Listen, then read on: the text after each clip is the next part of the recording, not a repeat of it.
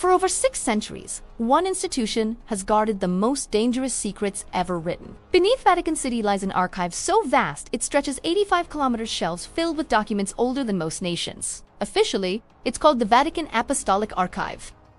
Unofficially, it's rumored to contain proof that we were never alone. The Vatican archives date back to the 8th century, a labyrinth of history and power, holding the personal correspondence of popes, kings, and scientists. Access is one of the most exclusive privileges on Earth. Only a handful of scholars are allowed inside, and only with direct written PayPal permission. Even then, they can only request specific documents by name. They are not permitted to browse. What they see is what the Vatican wants them to see. For every document released, it's estimated that thousands more remain sealed, untouched for centuries. Why such secrecy? The official reason is to protect sensitive diplomatic and personal information. But whispers from within, leaked over decades, hint at something far more unsettling. Inventory lists, passed down through clandestine channels, describe manuscripts with titles that defy simple explanation. Visitationes Caelesium, the visitations of the celestial ones. What could this possibly mean? These are not isolated oddities. There are mentions of star charts that don't align with any known medieval astronomy. Maps depicting constellations invisible to the naked eye. There are detailed descriptions of beings. Nan, nati, ex terra, not born of earth.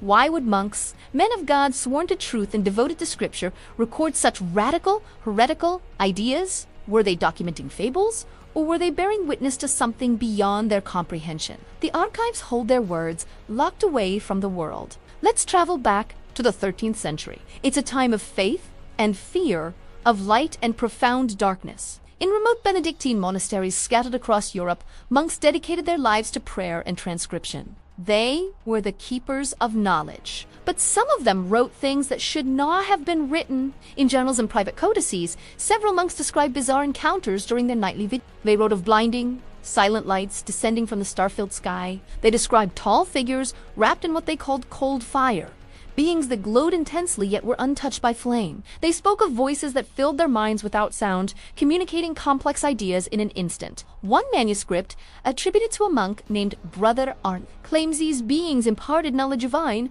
or perhaps something else. He wrote of advanced principles of geometry, theorems that wouldn't be rediscovered for another 300 years. He sketched mechanical contraptions with interlocking gears and levers, concepts centuries ahead of their time. He drew star positions with a precision that was impossible back then, positions that would only be verified with the invention of modern telescopes. These were not mad ramblings. They were sober, detailed accounts written by educated men. But shortly after these chronicles were penned, a strange pattern emerged. The monks who wrote them simply vanished. Their names disappear from all official church records.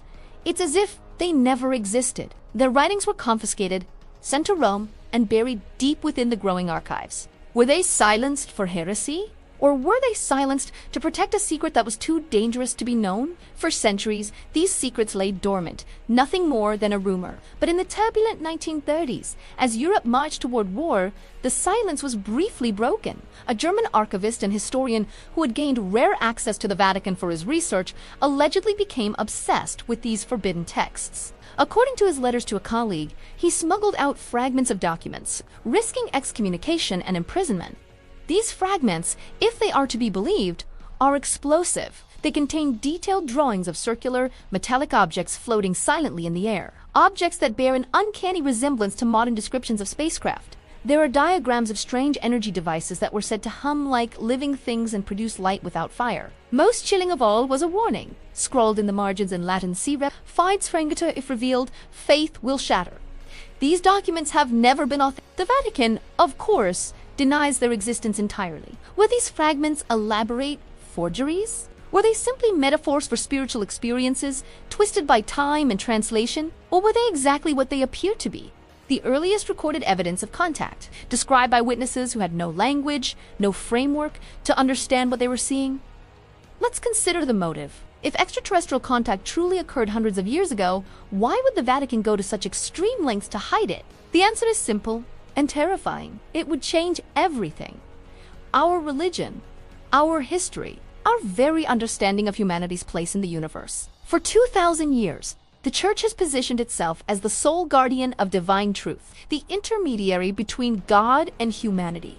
The revelation that we are not unique on, that celestial beings might not be the angels described in Scripture, would undermine the very foundation of that authority. What if that truth was just too big, too world-altering to release? Some modern historians and theologians propose a different theory. They believe the Church chose silence not to deceive, but to protect. To prevent the mass panic, the societal collapse, the spiritual chaos that such a revelation would undoubtedly unleash. Perhaps the decision to hide this knowledge wasn't an act of suppression, but an act of mercy, a burden shouldered by a few to protect the many from a truth they were not ready to handle. Today, the 85 kilometers of shelves remain. The vast majority of the archives are still sealed. The documents are untouched, the ink dry, the secrets safe. After centuries of silence, the official position remains unchanged. But the questions linger, echoing through the stone corridors.